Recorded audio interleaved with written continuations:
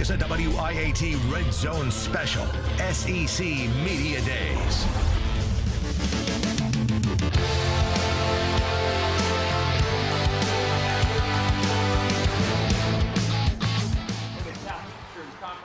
Picked Auburn to be the SEC champion. The good news, the media got it right last year. The bad news, they've only done that 5 of the last 23 years. Even crazier, Auburn's voted SEC champs and Alabama is voted as Western Division champs. That's a living contradiction that can't actually happen, Lauren. Yeah, and by the numbers, Alabama finished ahead of Auburn in the predicted order of finish in the SEC West. However, Auburn got 16 more first-place votes and 16 more votes as champion. LSU is third, and then Arkansas, Mississippi State picked dead last in the West after being #1 in the nation last year for 5 weeks. Then over in the East, Georgia, #1, Tennessee ahead of last year's East champion in the East. That is Missouri. Well, inside the red zone tonight, I'm Jim Dunaway along with Lauren Sisler. Now consider this. In 2011, Alabama and LSU played for the national championship. Since Alabama won that game, the Bengal Tigers have lost 11 games in 3 seasons. And around that is a quarterback battle, Anthony Jennings or Brandon Harris, the unknown right now. But we know who's going to be carrying the rock. That is the big man, Leonard Fournette. Leonard Fournette doing big things here for LSU, no doubt. He's a sophomore with Heisman talent. He has both size and speed like no other running back in the SEC. And guess what? He's tipping the scales at an impressive 225 pounds. Look at his stats freshman year. There's Heisman talk, but after his first college career touchdown, he struck that Heisman pose, Jim, and later he issued an apology to his team. And really, Jim, shouldn't have done that. It was okay. Shouldn't have done that. But, you know, he comes off as a very extremely humble guy. And he's got style, wearing the pants with the, we'll call it reddish hue. We will not call it crimson. Reddish. His coach doesn't like the color, but he loves Fournette. I immediately recognized that that was an unusual color that he would wear. We're not necessarily built for style in red, and I did comment immediately and said, in fact, and looked for what would be a spray can. Now, Les actually told us today that his high school colors were red, but that was it. He never even dated girls that wore red or smoked. True story, Les is in favor of stomping out red and tobacco. Here's Melissa Kim with LSU's big man on campus, Leonard Fournette. All right, we're joined by LSU running back Leonard Fournette. And Leonard, first of all, I've got to ask you about the outfit. You've been getting a lot of negative comments about the red today. Why did you decide to wear this? Red, my favorite color, and it was on sale in Dillard's. I didn't want to spend all that money on a suit, so that's why I brought it. You're a bargain shopper. I like it. All right, what did Coach Miles say to you when he first saw this ensemble? His exact words, Leonard, if I had purple spray paint, I would paint your whole body right now. That's what he told me. All right, so let's talk about your season a little bit. You had a standout freshman season, obviously caught a lot of eyes. A lot of guys on other teams had their eyes on you. What was that like, being in that spotlight, having that target on your back? I'm not going to say it's a target because there's other great players on our team, but it's an honor to have other people mention me, talk about me. And just knowing from this season on forward, I have to come out with my best A game because other people are going to come out with their best. All right, thank you so much, Leonard Fournette. LSU running back. Guys, back to you.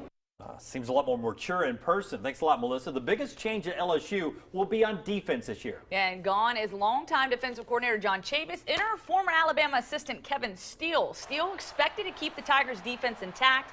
A lot of focus, though, will go into better game management inside the 2-minute warning. Example, Alabama's final drive you see here of regulation last season, which you know still stings there in Baton Rouge. We're going to spend more time on those things that require space, screens and all those. And we're going to talk about positioning to tackle a team that might not have a timeout in their last drive, such that, you know, the clock would run out if it was tackled in bounds. Now, I think what helps here, too, is Chavis and Steele, they're close friends with a lot in common. So the players, they already feel comfortable with this transition. Now, Ole Miss won the ESPY last night for the biggest upset in sports last year, beating Alabama. That was a big deal. So do you know how many times Ole Miss has beaten Alabama back-to-back seasons? Never. Never. 0. The Rebs shoot for history with their gun fully loaded again this year. They lost playmaker LaCron Treadwell when he was about to score the go-ahead touchdown against Auburn. We were there, Lauren. The Rebs lost that game and a shot to win their division title for the first time ever. Treadwell is back, and with him comes a lot of motivation for his teammates. every day. He's one of the guys who never leaves. He probably sleeps at that place as the man in center. But yeah, he's definitely coming into his own, and he's looking good. You bet he is. And even missing the last 4 games last year, Treadwell still had 5 touchdowns and was just 64 yards away from leading the Ole Miss team in receiving yards. There is one big off-the-field concern, though, in Oxford, and they talked about it today. The NCAA is investigating Laramie Tunsil's alleged dealings with a sports agent. Yeah, and Ole Miss cooperating. Hugh Freeze today made sure everyone knew that his team was going to use this as a teaching moment. If you just understand that there is absolutely nothing that an agent can do for you right now that's positive. There's nothing. I mean, no general manager is going to draft you because you are with an agent. No agent can help you get drafted. Now, they do wonders with contracts and all of that, but trust me, your resume will get you drafted, and that's what you do on the field between now and a bowl game in January.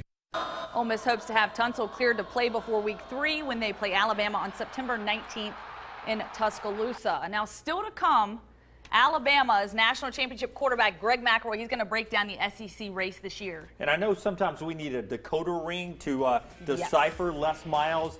He actually tries to play the role of superhero. When we come back, Les Miles working for good, not evil. Les the man, and more from Media Days inside the Red Zone. Stay with us.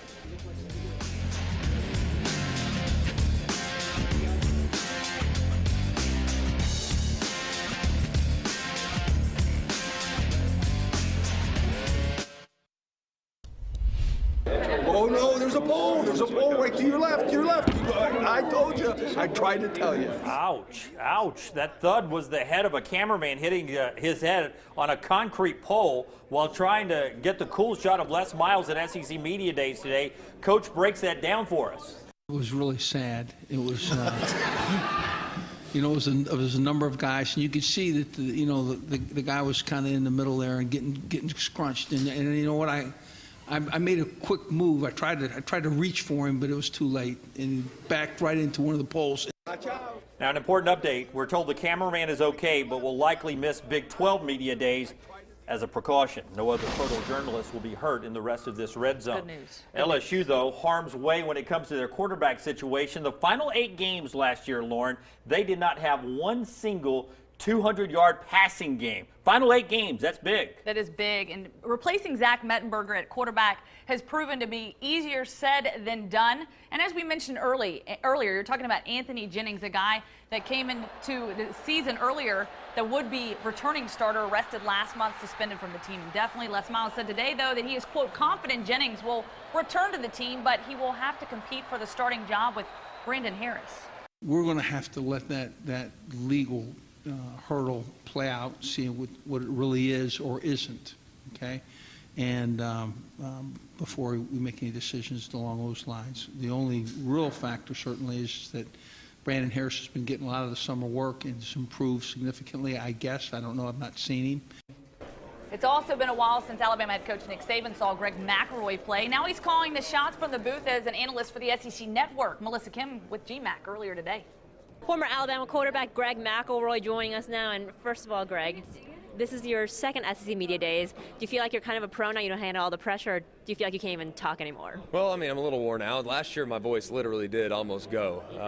I'm a little raspy today, but this is a fun event. You know, it's the unofficial kickoff. So anytime football's in the air in the South, it's a good place to be. What is that like, having to be professional with Coach Saban, a guy that you had to be coached by? No, and I love Coach Saban. I mean, we have a great relationship, and I appreciate him, and I appreciate everything he's done for me. I wouldn't be in this situation if it weren't for him, and very grateful. I think what I think that he's trying to get across is this team in recent years has not played as well in games in which they used to dominate, and I think that they're very capable. I'm just anxious to see what this team can be, because I look at this team and I draw a lot of similarities to the 2011 version. New quarterback, very good on the front seven, a secondary that's getting better, good offensive line. In 2010, Julio Jones graduated, Amari Cooper graduated this year, so maybe this team will resemble a national champion in 2011. Former Alabama quarterback Greg McElroy. Guys, back to you.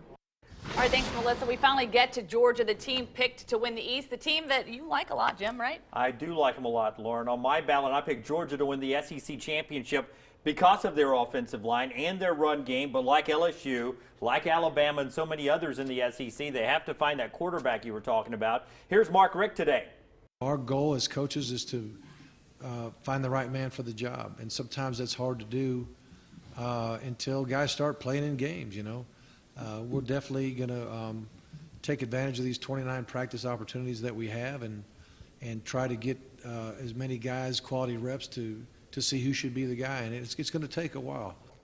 Bryce Ramsey has the strong arm. Bertone Boda has the mobility, and everyone is learning the Brian Schottenheimer NFL way of doing things. They do have a great wide receiver in Malcolm Mitchell, and the 21-year-old showed his depth today, reading from the children's book that he actually wrote and published. Family Fun Day at the City Public Library was a special Saturday that everyone looked forward to. The library was known for having cool and exciting events. For the first time, there was a magician named David. I bet David's a cool dude. You know, Mitchell's best magic trick would be a healthy season where he plays in every game. That hasn't really happened for him since he's been there. And something very interesting about that, talking about Chris Conley, the one that makes movies, well, he said he enjoys watching the movies while he enjoys reading the book. So certainly a unique dynamic there, but tired of being good but not great is what Georgia's in for. Yeah, it's something they've heard for a while, good but not great. Mark Richt has 2 SEC championships. That was in 2002, 2005, or back when Lauren was, well, she was a gymnast back then, right? A little gymnast. A very little gymnast back then. When you talk about the dogs, they were the second best team in America, in my opinion, when they lost to Alabama in the 2012 SEC championship game. The reality, Georgia's had only one season with less than 2 losses under Mark Richt. That was the 2002 SEC title. They've had 10 seasons, though, with 3 or more losses. And in true SEC fashion, he still gets asked for autographs. Some lady came up and asked Coach Dooley and I to sign something that was probably not very appropriate. And she probably would have had to go to the restroom to come back and get it in position to be signed. But so anyway, I'm like, no, I'm not interested in signing. Not something you can put on eBay, I guess. Now, there are 49 days still left in the tank that we can analyze all of this media days coverage and get the hype ready for football season. If I asked you to give me one player you enjoyed meeting the most SEC media days, that player would be?